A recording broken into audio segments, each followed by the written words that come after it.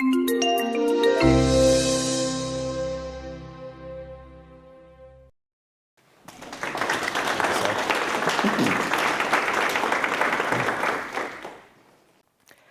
an honor to be here with you guys this morning. I wrote a new book called The Black Tax, The Cost of Being Black in America. And it's about what is the financial cost of discrimination against black people. Often when people are talking about discrimination, we're talking about the morality of it, we're talking about the injustice associated with it, and I wanted to take a different look at it. I wanted to look at what is the financial cost, right? I wanted to look at what researchers have said is that cost. And then over time, see if we can aggregate that to build a picture of actually what's happening. So the book is broken into 3 parts. It's a lot of words. You can focus on me. It's okay. The first part is a look at the cost of discrimination across multiple industries: the housing, automotive, job search, high-end careers, online commerce, business financing, to see what that picture looks like. The second part of the book, I try to answer a pressing question, which is, how is it that after 400 years, 40+ million African Americans own just 2% of US wealth? Either we are consistently inept, or there is something else happening in the environment that we need to take a closer look at. The third part of the book, we explore an economic framework that I call PhD, as a framework that individuals and families, corporations, businesses, so on and so forth, can employ if they want to address 2 particularly pressing issues. The first is we're missing 6 million jobs and 1.4 million businesses with staff, not sole proprietors, businesses with staff across the broader black community in America. Those 2 things combined with $8 trillion of net worth that is also missing are the single biggest drivers for almost all of the socioeconomic issues and challenges that we are facing. So what is the black tax? The black tax is a financial cost placed on black Americans by people and or institutions that have conscious or unconscious bias against black Americans. Conscious or unconscious bias. Either they are aware or unaware. This clearly begs the question, right? Are Americans really biased against black people? Or do we just feel that way? So what I wanted to do was take a look at what research has said. So in 2012, AP, Associated Press, along with Stanford, Michigan, University of Chicago, did a study to try to ascertain how much bias was across the greater electorate. And they found a couple of things. They found that the portion of Americans expressing explicit, conscious, they are aware of it, bias, or anti-black attitudes, was about 50% of the population, which is a significant portion of the population. They also took a look and said, how much of the population has an implicit or unconscious bias? And that's closer to 56%, about 6 in 10 in 2012. Harvard has been researching this for a number of years.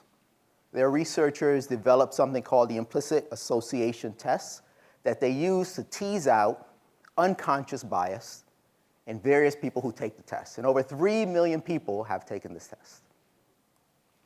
And what they have found is that 75% of Americans, so it's almost 8 out of 10, have an implicit, unconscious preference for white people over black people. They also found that this automatic preference, as they call it, predicts discriminatory behavior, even for people who earnestly believe that they don't discriminate at all. As a matter of fact, they say that this is empirical truth. So, if this is the case, then we should be able to see some evidence of this kind of showing up in a marketplace, right? As opposed to just talk about it qualitatively. So back in 2002, the researchers at University of Chicago did a study, and they wanted to take a look at discrimination in the labor market. And what they did was they created resumes, and they allowed the resumes to vary in quality, what they called quality. So this was like the prestige of the school you went to, right?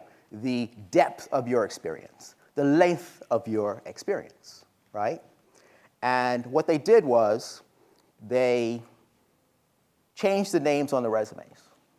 So they would put white-sounding names on certain resumes, and they used Brandon and Emily, right? And they would put same resume, black-sounding names. So Jamal, Lakeisha, right? And they would send them out to various employers, and they wanted to see what the response was. So one of the first things that they saw was, for the white-sounding names, they saw 50% more callbacks than the same resume, very same resume, that just had a black-sounding name. So Emily, 50% more callbacks than Lakeisha. No difference on the resume whatsoever. The other thing that they observed was, as you increase the quality of the resumes, so the schools and the depth of experience and the length of experience, so on and so forth, they saw with the white-sounding names, the callbacks went up 30%. This makes sense, right? Stronger candidates, yeah, I want to talk to that young lady, I want to talk to that young man, fantastic. Same resume, when the quality was increased, but had a black name, no change in callback. Zero incremental interest. Statistically insignificant. Same resume, same level of quality increase, different names. What they also found was that to overcome this effect of the name, one might need up to 8 years of additional experience if you have a black-sounding name. They found that the level of discrimination was significant, and it was uniform across industries and across occupations, even size of the company. So another study was done by a nonprofit research firm, and they also wanted to test discrimination in the marketplace. So what they did was they went and spoke to businesses. They actually did a really smart thing. They went and spoke to businesses, and they said, listen, what are the skills that you need? Let's just start with your desires, right? What are the skills that you need? Tell us the skills that you need. Tell us the skills that you will hire people if they have these needs, right? Smart thing to do. Businesses share that information. Here are the skills that we need, right? So they said, okay, we're going to put together a year-long training program to develop and enhance those skills within various candidates. If the people have these skills, are you interested? Yes, we're interested. Of course you're interested, right? So they go through this year-long program, and what they observed was, for women, for Hispanics, for foreign-born participants in the program whose skills developed over the course of that year, their employment rates all went up. For the African Americans in the program whose skills increased over the course of that year, no change, no takers, no interest. Now, the level of discrimination in the marketplace is quite significant. And it's so significant that researchers from Arizona State University found that if you're white with a felony conviction, you'll get more callbacks than a black candidate with no record at all. Right? Think about what that implies. So you could say, look, I hear you, I kind of get it. Maybe that's for regular people. I'm a high achiever, right? What I do is I go to the top. You know what I mean? Doctor, lawyer, engineer. That's what we do. We don't do this kind of other business, right? So, and I hear you. I get it. So another research study was done by a firm called Nexton. So they wanted to get a sense for discrimination that might be in the legal profession, right? So here's what they did. So they develop a memo, right? And in the memo, they proceed to insert errors, right? So you can see errors in grammar and spelling, errors in fact, and the analysis of the fact, okay? If you ever presented a memo to a senior level executive, you can't have these things, right? But these are embedded in the memo. And then what they do is they send this memo off to 60 law firm partners, right? And they tell one half of the group the memo is written by a lawyer who's black, and they tell an associate who's black, and they tell the other set of partners it's written by an associate who's white. They want to see what the response would be, right? So what was the response? For the partners who were reviewing the memo and thought it was a white lawyer that wrote it, their grade of the memo was a 4.1 out of 5. It's like an 82, like a B, kind of B minus, right? Nothing to write home about. But this is a memo that has errors in facts and the analysis of the facts and grammar and spelling, right? That's a pretty high grade. Now, for the partners that thought the memo was written by a black lawyer, 3.2 out of 5. That's a failing grade. That's a 64. You do not pass go. And not only did they receive that failing grade, but their projections of this person being a good lawyer were much, much lower. Same memo. No difference. Just told you one, this is a white person who wrote it, this is a black person who wrote it. Very different take on it.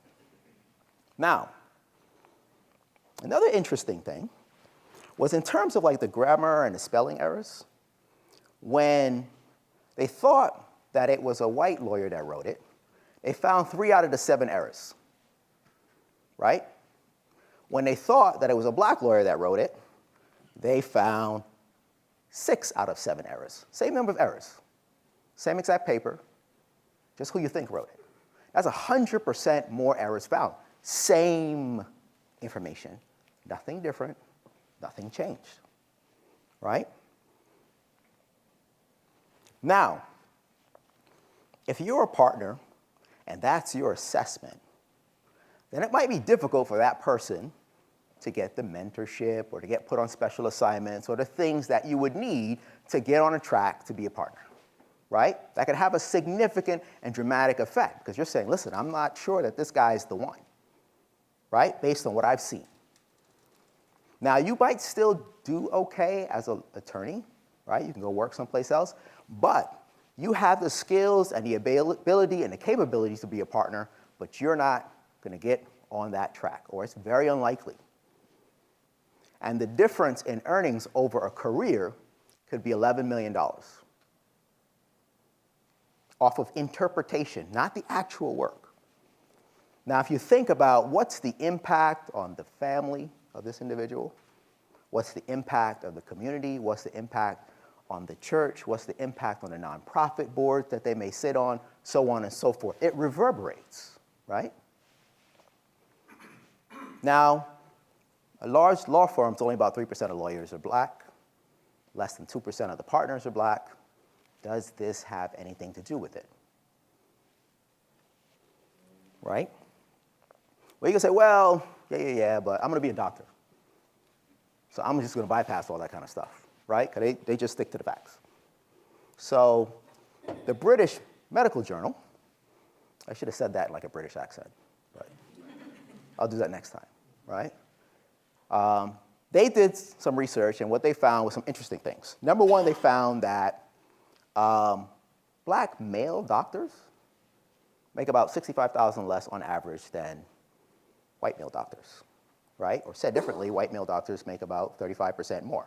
Now, this is adjusting for experience and specialty and hours worked, all that kind of stuff, right? Let's just adjust for it so we kind of get rid of all that noise.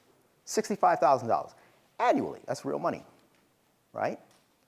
If you think about that over the course of a year or over the course of a career, that could be almost $3 million of lifetime earnings that's lost.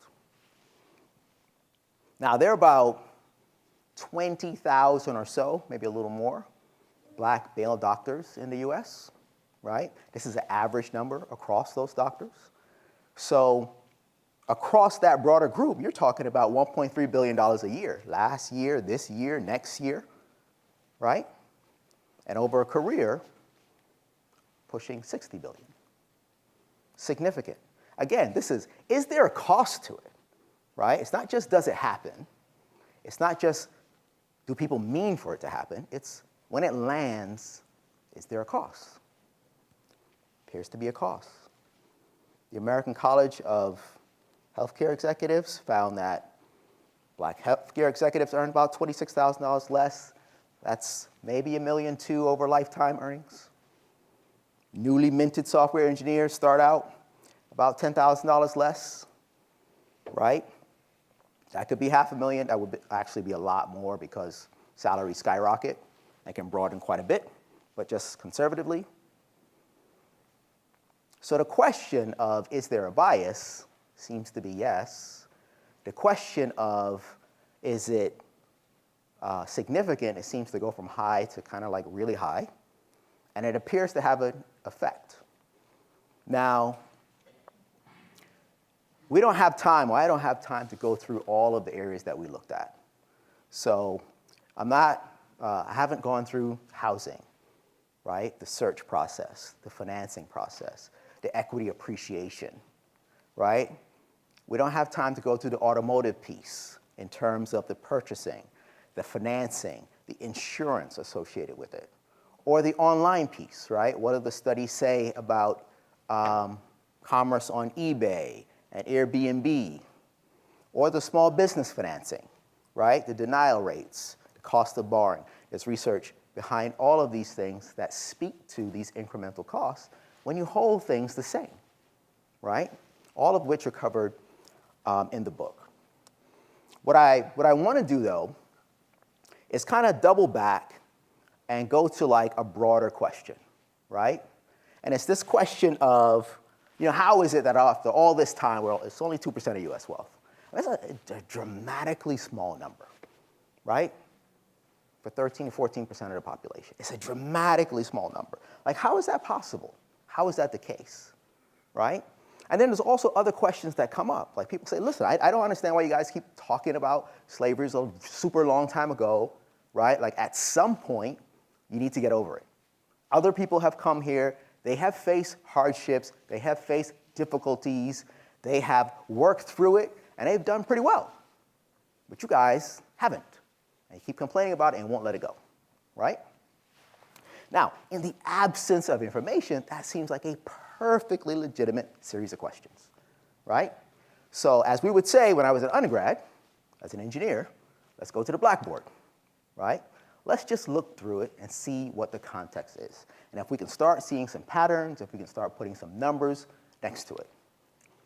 So to do this, we're going to need to go back, right? And I want you guys to go back with me, like in your minds, to roughly about 1860, right?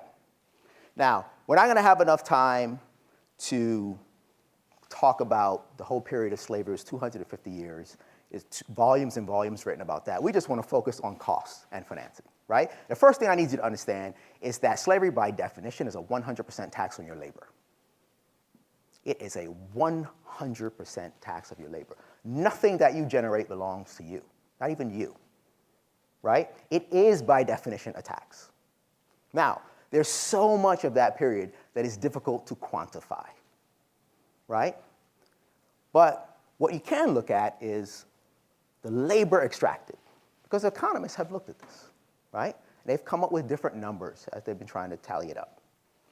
So, some researchers peg the number, the value of labor extracted from millions of people over 250 years, quarter of a millennia, as high as $24 trillion.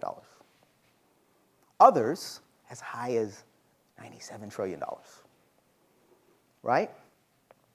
Let's say the answer is somewhere in the middle, right? And we say it's as high as $50 trillion. You split the difference. You're doing comps, right? Okay. What were the people who were enslaved and were property, what were they worth? Because if it wasn't a big deal, these should all be really small numbers. Then we could just kind of move on, right? So let's just for a minute, let's figure out what were they worth? Like, what did researchers say was the economic value of those people? Because they were property, right?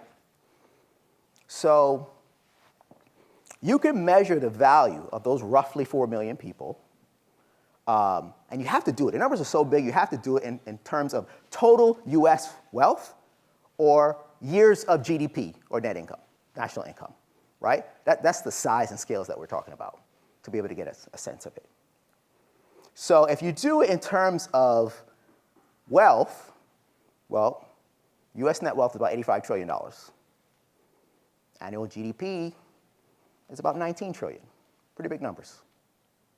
So if you value those people in terms of wealth, you're talking between $14 trillion in today, in present dollars, right? Equivalent. So about 15 and a half. You split the difference. If you value it in terms of GDP, now you're talking about the difference between 19 and 38 trillion. Big numbers. If you average those, it's about 28 trillion. If you look at those two modes of valuing it and you say, you know what, it's probably somewhere in the middle, right?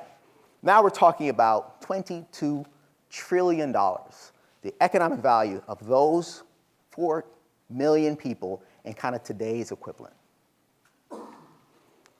Now here's the thing. The net worth of black people, African Americans today, is about $1.5 trillion, all 40 plus million, which means that the worth to the country in today's equivalent was about 15 times more then than now, after 150 years later. Something to ponder and to think through.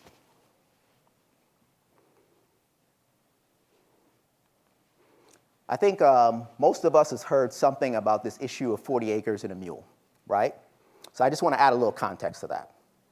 This was discussed as a potential remedy, right, for slaves. So the idea is you have land, you have a mule, which can help you create cash crops from the land, so on and so forth. You get a start in life. That never came to fruition, but let's just think about the economic size of what you're talking about there. So 40 acres and a mule is 160 million acres if you apply that across 4 million people. That's a massive amount. I once looked at with a group of people buying some land, it was like 400 acres. You got to go up in a helicopter for 400 acres, right? This is 160 million acres. It's kind of inconceivable size, right? Now, if you value that, which you can kind of approximate it, right? The average value of land per acre today is roughly between like $3,000 and $6,400. So you can put numbers on it, right? So you're talking about maybe $1 trillion of value on the high end, right? You say, wow, that's a huge number. Now, if you compare that to the 50 trillion that was extracted, that's barely 2% of the total value that was extracted. Not even getting a return of 2% was sufficient. You will not get that, right? Now, at the same time, 2 to 3 years before, Congress passes something called the Homestead Act, which you may be familiar with. And what the Homestead Act is over the course of the next 60 years, they go about the process of distributing 246 million acres to 1.5 million white families, 246 million acres, right? Now, if you kind of put that in kind of today's dollars, because it's hard to conceptualize what that is, right? But you're talking of upwards of $1.6 trillion. Another way you could think about that is upwards of $1 million a family, right? The way it worked was you could get 160 acres for yourself. You stayed on it for 5 years, and then it would be yours. By the way, 5 years is about how long in the early days it would take for you to become a citizen. So you could come here with nothing, be given 160 acres, right? And then leave owning the whole thing, having exchanged no value for it other than being on it. And up to 93 million Americans are direct beneficiaries, according to research, of this kind of massive wealth-building program, right? It just puts context to it, because people are talking about bootstraps. And I get it, man, and I believe in the whole bootstraps thing and hard work and all this kind of different stuff, right? But $1 million is a hell of a bootstrap, right? Now, if you're in this kind of period, you got to get a sense of like what's happening. Because there's a lot of stuff happening during this period, right? You got the Civil War. I mean, the Southern economy is in shambles, right? It's devastated, right?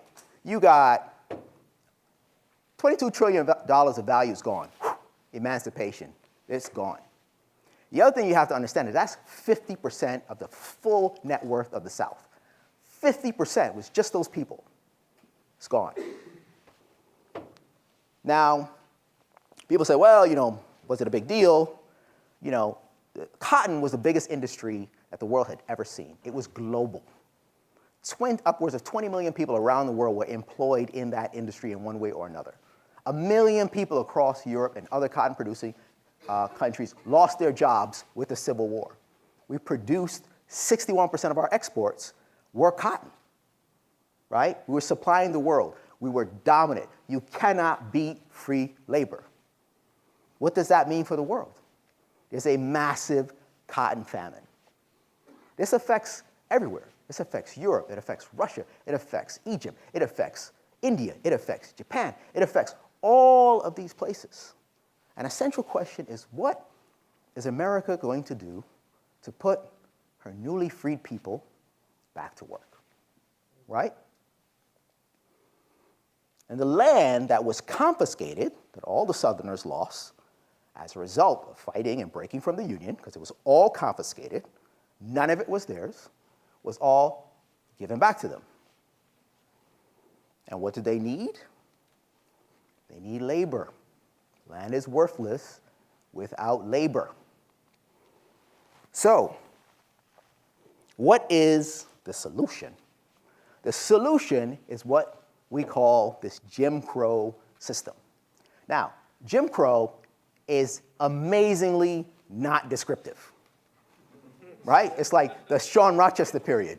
Dun, dun, dun, right? Like, what is that, right? Who is Jim Crow? What is that? So what it is a system of laws and customs reinforced with extreme violence. And it's designed to reinstitute 100% tax on the sharecropper's labor. Now you can say, listen, I think you're getting a little hyperbolic. I know they didn't make that much, but they got something, and you're talking about this 100% tax business, right? You got to be easy, slow your roll. And I'm saying, you know what? I'm going to let you decide if it's 100% tax, right? So just walk with me through the process. So the crux, right, the foundation of this society is sharecropping, which is based on a contract, right? The way this worked is the large mega plantations, a lot of them were broken into smaller pieces. And black families would settle on those pieces. The idea would be they would work a portion of the land to produce cash crops, and then they would share a portion of the harvest, or in a portion of the harvest, right? Now, here's the thing. The white landowner set all the terms and conditions on the contract. Here's what I want you to remember. You don't get crops tomorrow, right? It takes a long time to till land and clear it and do all these kind of things before you get it. These people have nothing. At the end of slavery, they have 0.17% of U.S. wealth, effectively nothing. So the farmer, the white farmer, has to give them shelter and food and clothes and seed and tool. They had to spot them. All of that for an entire year on credit at rates up to 70%. Right? And some of these contracts, if you fell ill or sick, they had the right to outsource your portion of the labor to someone else and charge you for it. Now, I know what you're thinking. I would not sign that contract. Right? And I hear you. Like, I feel you. Right? So let's say you didn't sign a contract. There is a law for that. These are called vagrancy laws because you have no land and you don't have a means of employment. And if you cannot prove that you're gainfully employed, if you're idle and you're not a landowner, you can be charged with a crime and put in the state or county jail. And you can say, look, you guys are super smart. You say, all right, that's not going to work. Here's what I'm going to do. I'm going to sign it, but I'm just not going to do the work. I'm going to break the contract, right? And lo and behold, there's a law for that. They're called contract enforcement laws, which means that if you break those contracts, then you'll be charged with a crime, and you'll be placed in a state or county jail, right? But you guys are beyond smart. So you say, I get that, but here's what I'm going to do. I'm going to jail, and I'm not doing nothing. And they're going to give me 3 squares, and I'll be straight. They're going to get tired of that, and I'm out. They have something for that, and it's called convict leasing, right? Which means that as a prisoner, they lease you out again to the very same farmer that you didn't want to work for, or to a private corporation. Now, here's the thing with convict leasing. That's even potentially much, much worse than slavery in this one respect. A slave owner actually has an interest in your residual value. They would kill you if need be. They would beat you into an inch of your life, but they really would rather you be around for the next 20 to 25 years working, right? Under this lease agreement, they have no interest in your residual value. I care not about you 15 years from now. What I care about you is 6 months, 8 months, 18 months, 13 months, whatever that time is, right? The impact of that is mortality rates up to 50%. Mortality rates. So you don't sign a contract, you get put in state and county jail. You break the contract, you get put in state and county jail. You decide to sit in the jail, you get convict leased to the same person that you want to do it for, and now your life expectancy is now 50% risk of you being dead. And you have a family, and you have wife and children, and so on and so forth, right? Now, that sounds like 100% tax, right, on your labor. I set your income, your revenue. I set your expense. That means I control your profit.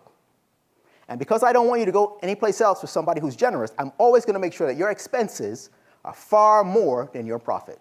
And I'm going to roll that over. That's called debt servitude, right? Now, convict leasing, 50% death rates. By the way, it's very lucrative. Very lucrative.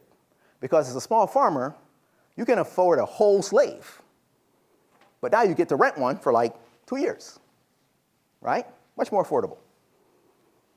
The state made so much money that in 1914, the state of Alabama, 20% of their revenues were from convict leasing alone, right? Now, this system of laws and custom lasted for 75 years, during which time 4,000 black people were lynched. That's a public execution in an extremely brutal way. You can run the math on it. 4,000 is equivalent to one person executed publicly every week for 75 years. You're going to get the hint. Your children are going to get the hint. Your neighbor's going to get the hint. Everybody's going to get the hint, right? Nobody's been prosecuted for any of those, right? That is the condition under which they are surviving. That is why it's 100% tax. That is why people call it as slavery, but just by another name. It was legal.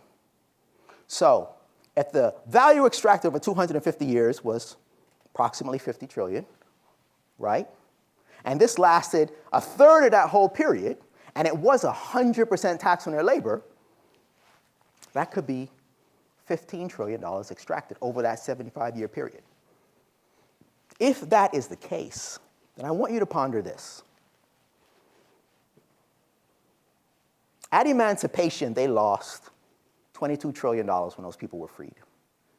And over the next 75 years, they would go and claw back 15 trillion of it from the descendants of those people. That's an extraordinary tax with nothing you can do about it. Now, I want to talk also about education. Human capital development, critical and important. Now, what you will find is when the land was returned to the planters, as we talked about, they needed an abundant, ready supply of people to work the land. They made a deal with white farmers because they wanted expanded public education for their children. And they said, listen, we will expand it, but we will divert the resources from black students towards the white students. And separate but equal in 1898 became a perfect vehicle to do that. What were some of the ramifications of that? Number one, by 1900, you had one black teacher for every 1,000 students. By 1917, we had just 64 public high schools across the entire South for black students. 44% of all the buildings that were schools were constructed and owned by black people.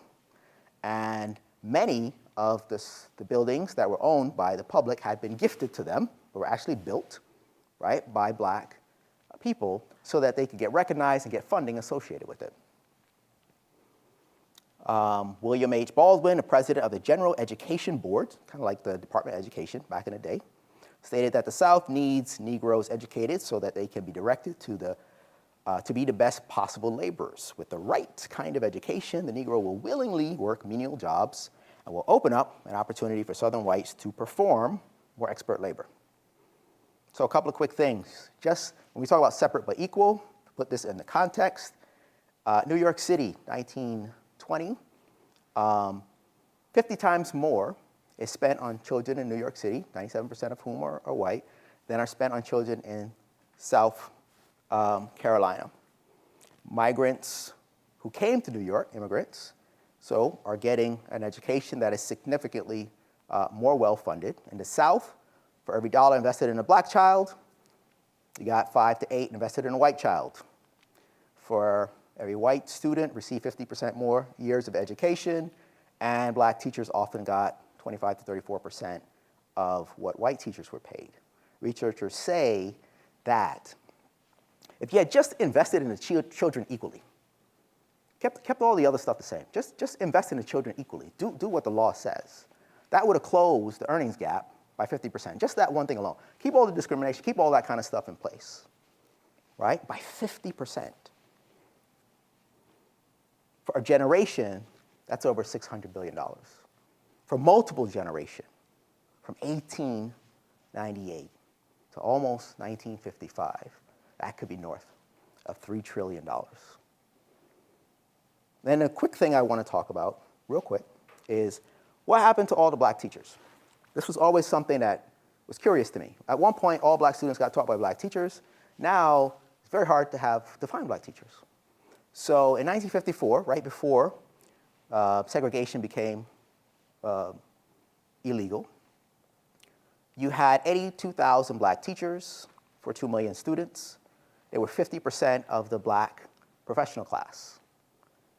Within a decade of Brown v. Board of Education, 40,000 of those teachers were fired. Right? Wiping out 25% of the black professional class. Researchers say that 90% of black principals lost their jobs in 11 southern states. The number of black students applying to be teachers dropped within 20, 25 years after that. And currently, 18% of the public school system are African American, 7% of the teachers are black, just 2% of those teachers, of all teachers, are black males. Now, if you look at that from a different perspective, it means proportionally we're missing 352,000 black teachers, public school system today, proportionally. If you looked at what they would be earning on average teacher salary across that number of people, 350,000, you're talking about $20 billion. That is not going to those teachers. That is not going to the black community this year and last year and next year. And that's been going on for 60 years now. What is the impact of that and on those families? So we're not going to talk about discrimination in the labor market. We don't have time. We're not going to talk about housing discrimination. We don't have time. We're not going to talk about the GI Bill. We don't have time. We're not going to talk about the black tax from 1965 to the present. We don't have time. It is all, of course, available in the book. Right? So, but the answer is always just try harder. 65%, 63% of white Americans said, look, blacks are just not trying hard enough to get ahead. Keep blaming racial discrimination on everything. 60% of white Americans said, look, you got the same or better opportunities as everybody else, you're just not making it happen. 70% say, you're just using this as an excuse. Now, before you have information, before you have context, these things seem like they might be reasonable. But in light of information and context, they seem absurd, right? So I'm going to pause here, right? And we'll do some Q&A because I don't want to kind of hog the whole thing. We can have some questions associated with it. And I'll let Shadan take it over. Absolutely. First of all, can we have just a round of applause, please? Thank you.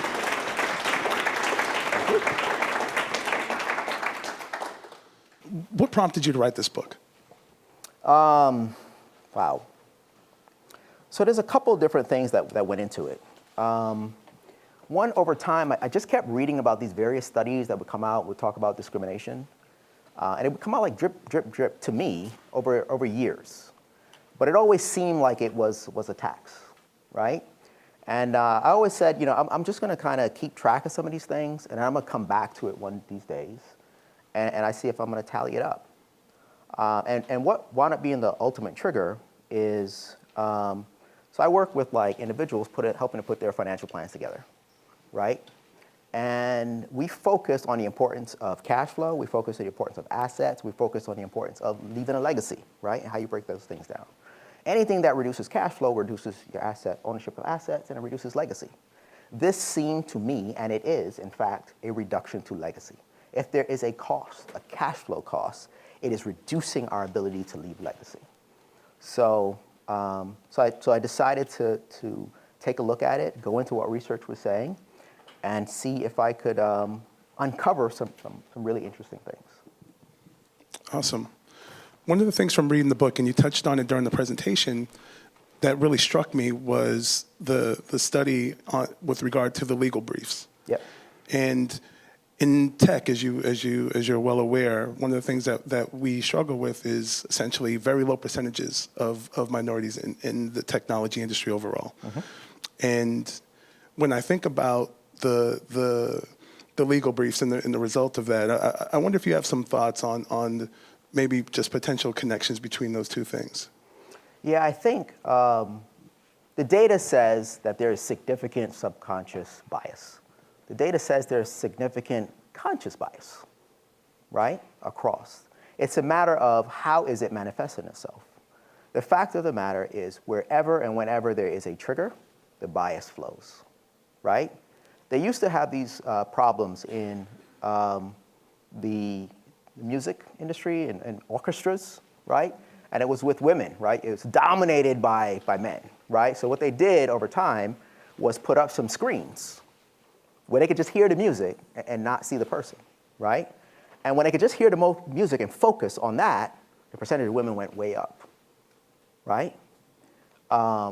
Because, it's the triggers for the bias. The first thing is just accepting that it exists.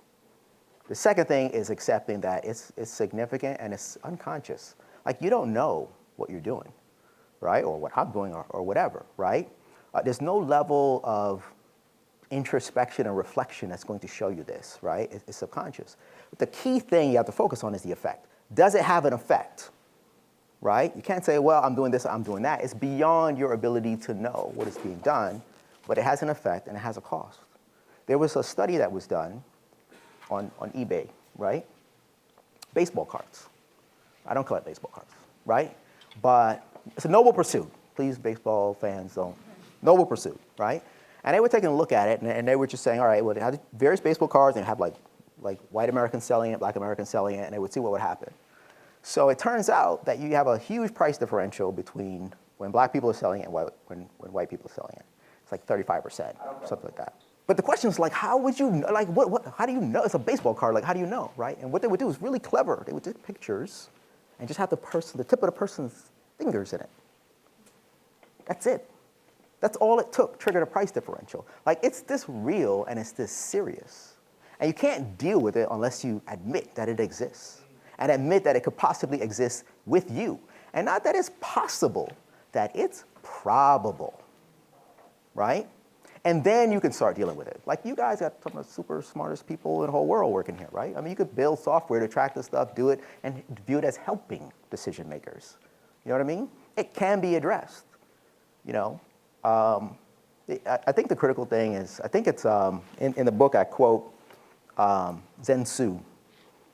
Seems kind of cliche, but he's really awesome, right?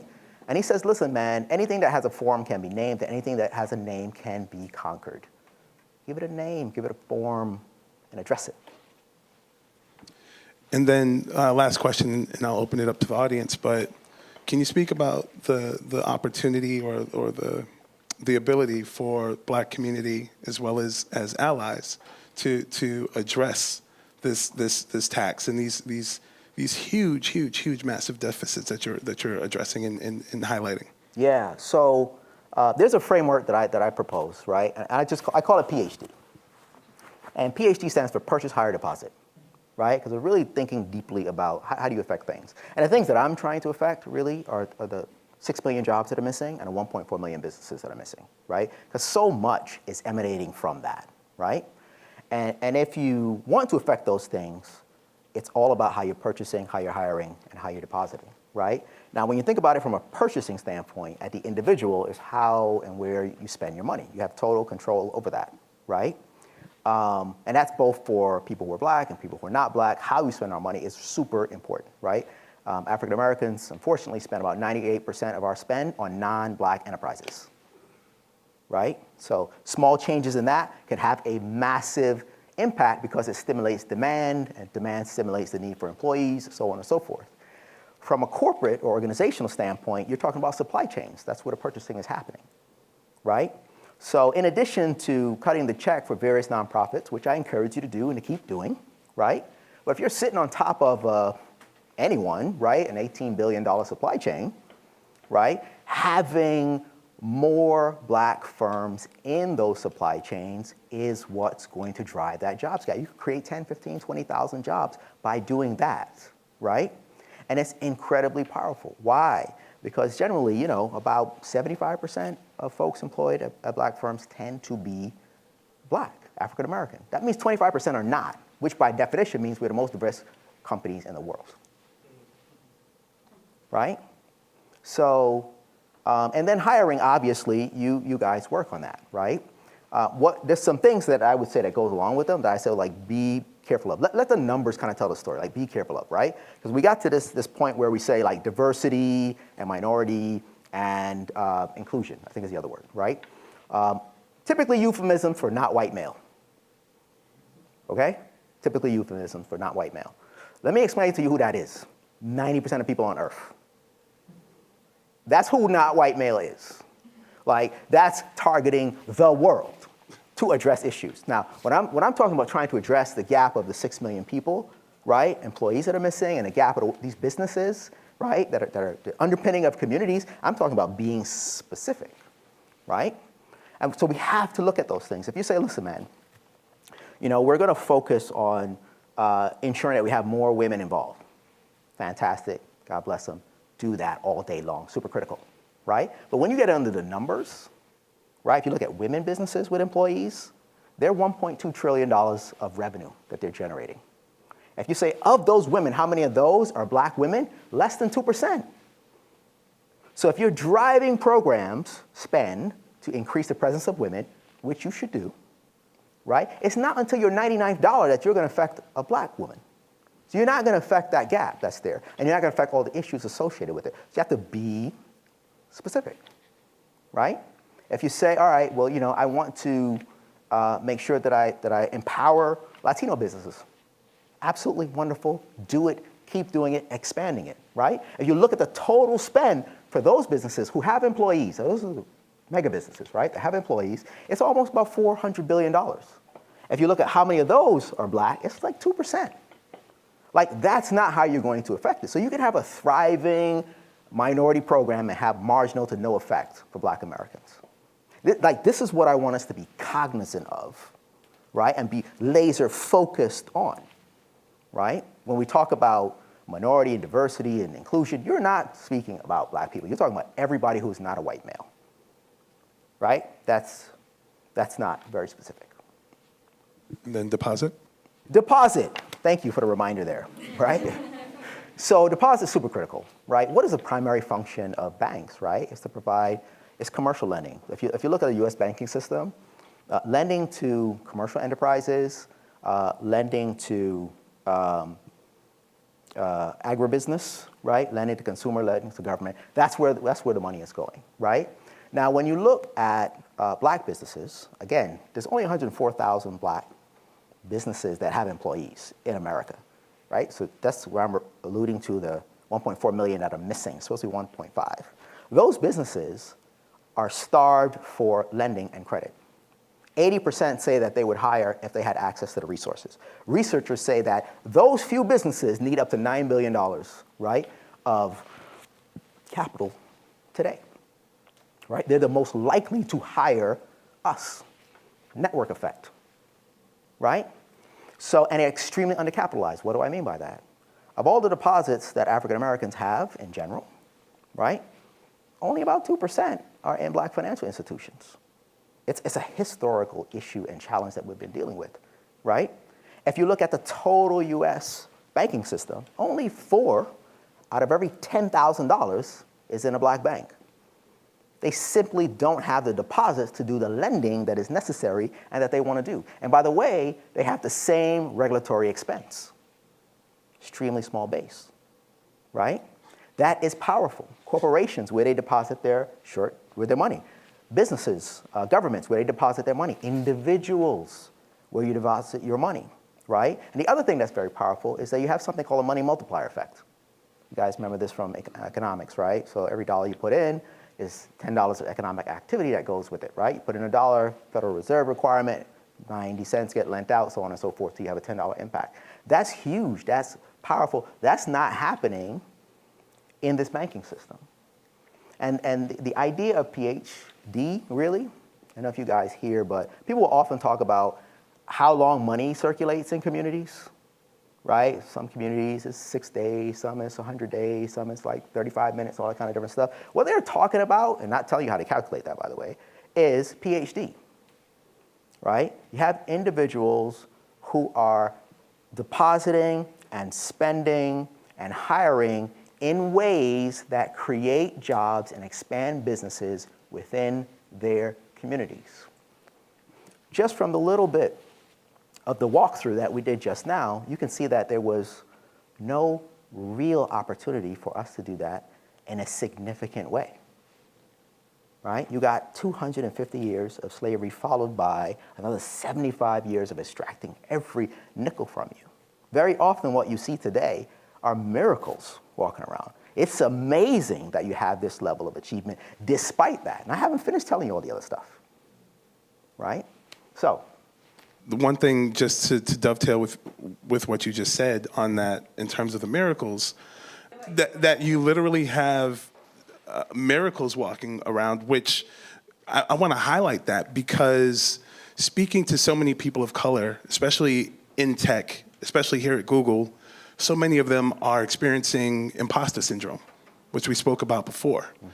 And when you go through the book and some of the things that you've outlined, and through the layers of the systemic barriers that were intentionally put into place to extract wealth, to extract opportunity, to extract all these things, and you see that despite all that, you have people who are here.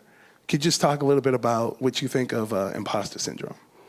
Yeah, so we spoke about this earlier, and I'll kind of be honest with you. It was hard for me to relate to because I've never felt like an imposter. I think what is very difficult is now it's you against the world.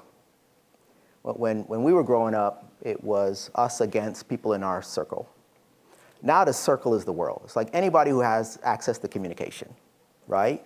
And you have people that are truly amazing and show that.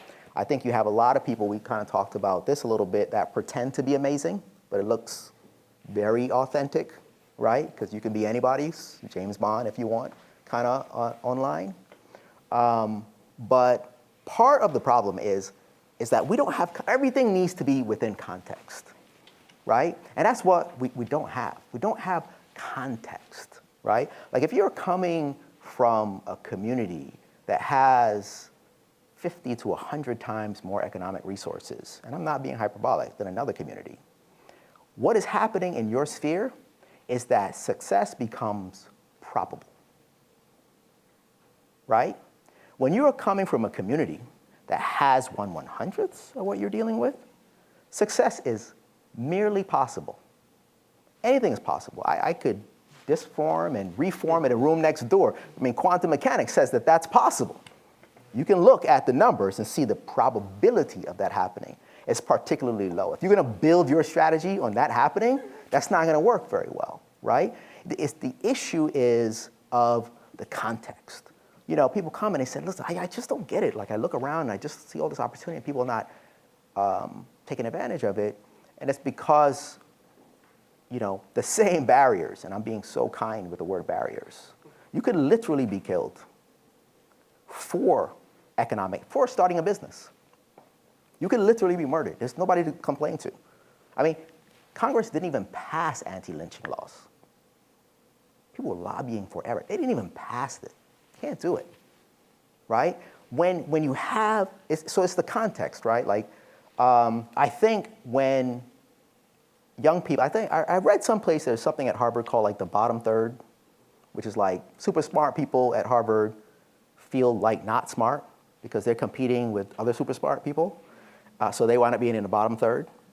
And so you're like on Krypton. You're like, oh, I can only lift 3 mountains. You know what I mean?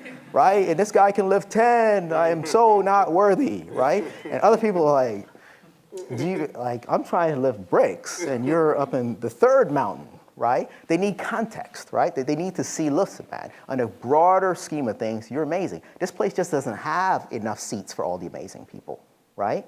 And that's the context, I'm sorry, I'm gonna come to you. That's the context that we don't have and that we don't get, so we can't measure it appropriately. I'm gonna pass the mic to questions. One of the challenges of doing this kind of work, of trying to transform within organizations, is that, one, a lot of the people, let's say from the white community, who step up to work with you are willing and mean extremely well. Mm-hmm. But one of the things that can sometimes work against those efforts is that I'm not sure if most people are even aware that there is a very implicit demand from the white community to be validated and to have to feel good in whatever is being discussed. And where that comes into conflict, I think about the statement that you made about specificity, because we've had that discussion internally about, if you're going to, don't just say inclusion, if you're going to battle sexism, then name it and battle that. And the strategy for that versus the strategy for neurodiverse people who are autistic and the strategy for white supremacy and the effects on the black community, those are very different strategies. You can't put them all together. But when you become specific, when the leaders in the room, who are going to be the majority white, don't feel good about it, everything just push back on it. And you can spend an entire year creating programs, giving speeches, giving impassioned pleas, standing ovations, rolling on the floor like Patti LaBelle. And at the end of it, it will come back to being smushed like Play-Doh into a very general, innocuous term that people feel good about. Right. And that is exasperating to go through. And I'm interested in hearing your perspective on how you move in organizations, where even in the most well-meaning organizations, with the most well-meaning people, because a lot of times people who are more liberal are actually more offended when you become specific, because they often feel that their presence in well-meaning should mean that we shouldn't be having conversations that are as heavy. Right. Interested in hearing what you think about that. Yeah, so there are a couple different things there, right? The first is it's important that people are kind of all have the same amount of information. See, what we have is lack of information. What we have is strong feelings combined with lack of information, and then asymmetric distribution of power. So I'm shutting down this conversation, and it's a wrap. If you want to keep it popping in your bank account, then it should be a wrap for you, right? But the issue, part of the reason I wrote the book is so that we can have more productive conversations. When you're ignorant, nonsense makes perfect sense, right? So the idea is to provide context. Like people react to it. Because the first thing is like, I didn't know, I had no idea. I didn't know, right?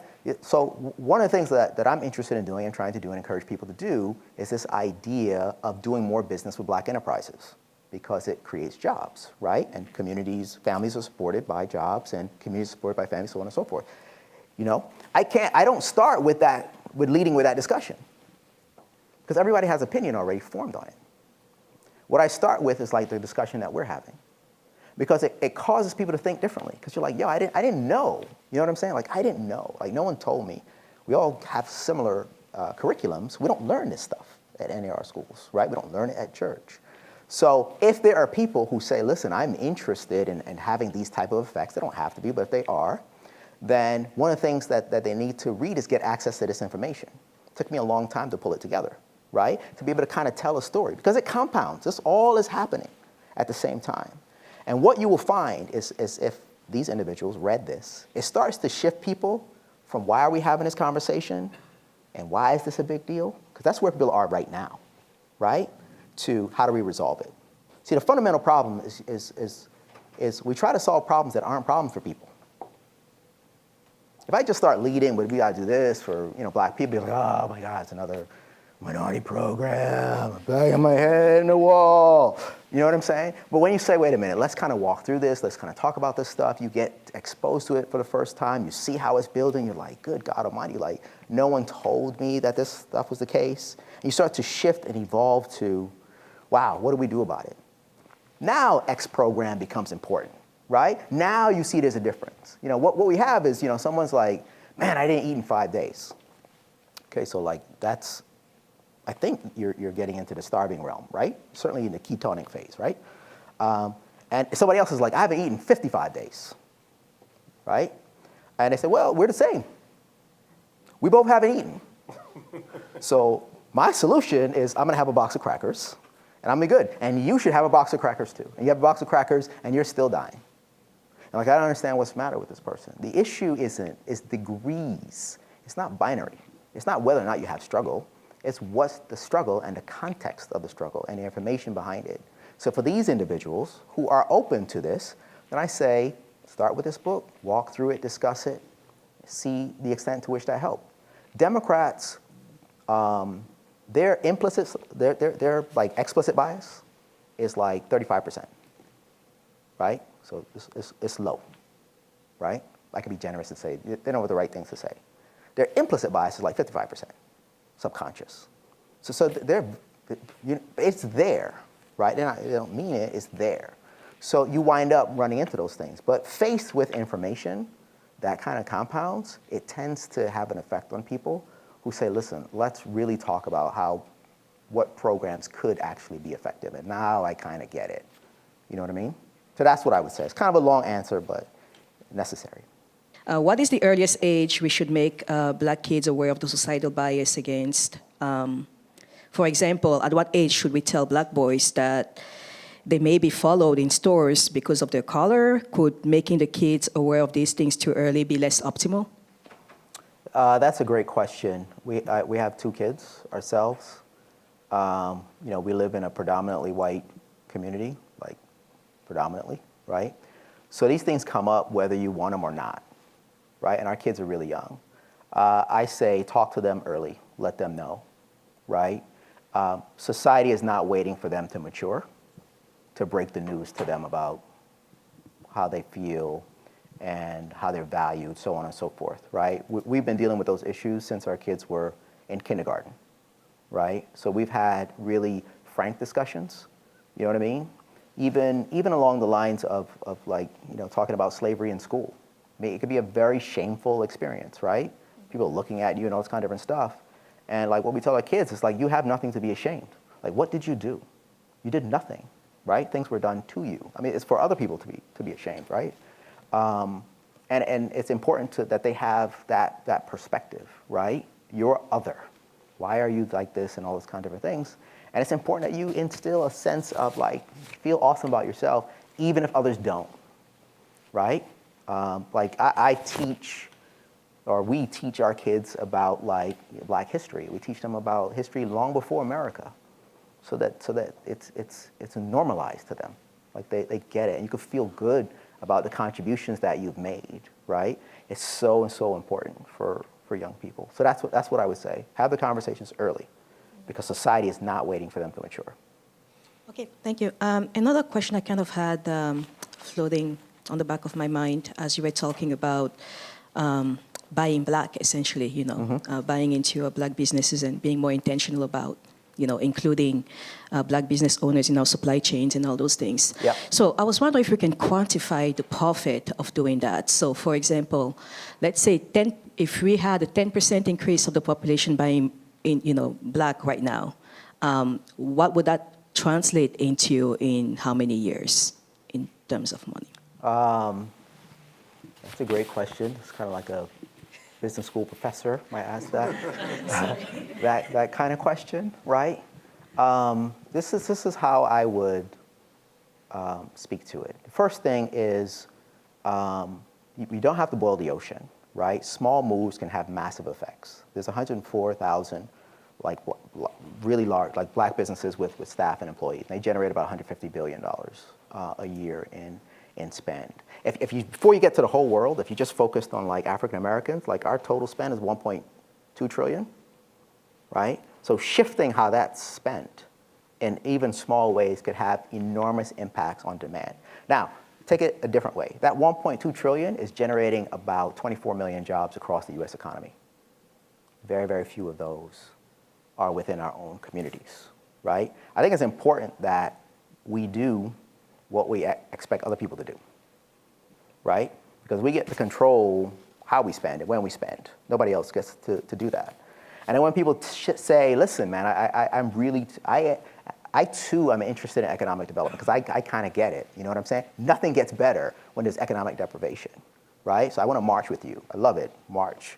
But don't just march, right? If you deposit, right? Don't just march and you have a $150 million business. Think through who are you buying products and services from, and where do these businesses fit into that? Because those businesses are employing people who are generating income for families, and that's creating the resources to cover today, have some for tomorrow, to do the enrichment and all the kind of other things that we're talking about, right? If you have a certain kind of economic profile, you get to move if you don't like what's going on. You're not stuck in that spot. But if you don't, you're stuck. You're just along for the ride. So it isn't, to be more specific, there are important things that we can do with our resources. People will open up $500, $1,000 bank accounts and things like that. We got over $100 billion in the bank. We could, black banks only have 4.9-ish billion, kind of the last time I checked. I mean, we could oversubscribe them in no time. If you move that money into those banks, they'd have to hire 31,000 people today to be able to manage it. And it would generate another 70,000 in the supply chain to be able to help them. That'd be $100,000. Just that. That's before they even get to all the lending and stuff that they would be doing. We have a lot of stuff in our control. We just need to do a little more. Yes, sir. I have a really basic question. What do you mean when you say like a black business, and how do you, as a consumer, just like Google searching, figure out what that is? Yeah, so great question. So typically, depends on who's defining it, right? So when you think of a black business, you think of a business owned by black people, but ownership varies quite a bit, right? So for governmental purposes, it's generally like 51% or more, right? For purposes in general, it's, you know, people who have like a substantial equity position, right, in the company. That's very, very helpful. There are various directories that try to aggregate, you know, black businesses. There are online sites that do that. I don't think there's a universal one that ties everything together, you know, at this point.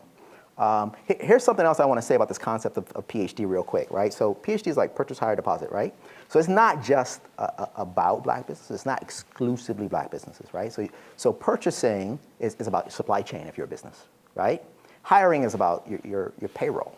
So it's to what extent are we showing up in your payroll and in your supply chain in representative ways? You know what I mean?